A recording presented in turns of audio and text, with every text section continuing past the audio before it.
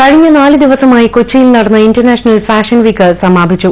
പരമ്പരാഗത മോഡലുകളിലുള്ള വസ്ത്രങ്ങളും വേനൽ ട്രെൻഡുകളുമാണ് അവസാന ദിവസം റാമ്പിൽ തിളങ്ങിയത്.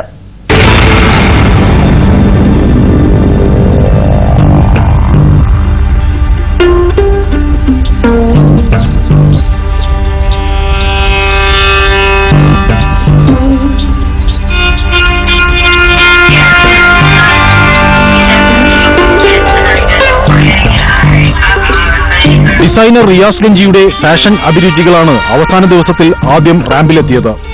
എംബ്രോയിഡറികളാൽ സമ്പന്നമായ സാരികളും അനാർക്കലികളും ലെഹൻഗാസുകളും സദസ്സിനെ രാജകീയമായി പിടിച്ചിരുത്തി. സ്വന്തം നാട്ടിൽ നടന്ന ഫാഷൻ ഉത്സവത്തിൽ പങ്കെടുക്കാൻ കഴിഞ്ഞതിന്റെ ത്രിൽ മലയാളി മോഡലുകൾക്ക് മറച്ചുപിടിക്കാനായില്ല. ഫാഷൻ വീക്കിൽ ഇതിന്റെ ആദ്യത്തെ തവണയാണ് ഞാൻ ഫാഷൻ വീക്ക് വർക്ക് ചെയ്യുന്നത്. It was A fantastic experience. Very nice response and a lot of new friends. I worked for a Sri Lankan designer as well. So അവരുടെ കൾച്ചർ അവിടെ ഷോകാസ്റ്റ് ചെയ്തു. ആൻഡ് ഒത്തിരി നല്ലൊരു എക്സ്പീരിയൻസ് ആയിരുന്നു. പ്രദർശനത്തിന്റെ രണ്ടാം പകുതിയിൽ റാമ്പിന്റെ മട്ടുമാറി. വേനൽ വസ്ത്രങ്ങളുമായി എത്തിയ ഡിസൈനർ അർച്ചന കോച്ചാർ റാമ്പിൽ സ്ഫോടനങ്ങൾ സൃഷ്ടിച്ചു. അർച്ചനയുടെ കോപ്പർ സ്റ്റോൺ കളക്ഷൻ 30 മിനിറ്റോളം വേദിയെ ഇളക്കിമറിച്ചു.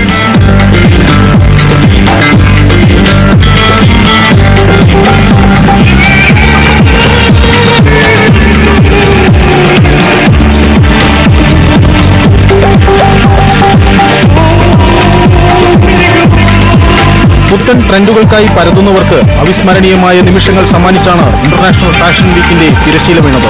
ഇന്റർനാഷണൽ ഫാഷൻ വീക്കിന് തിരശ്ശീല വീഴുമ്പോൾ ഒരു കാര്യം വ്യക്തമാണ്.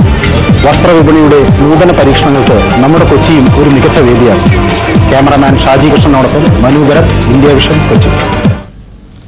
IPL വാർത്തകൾ.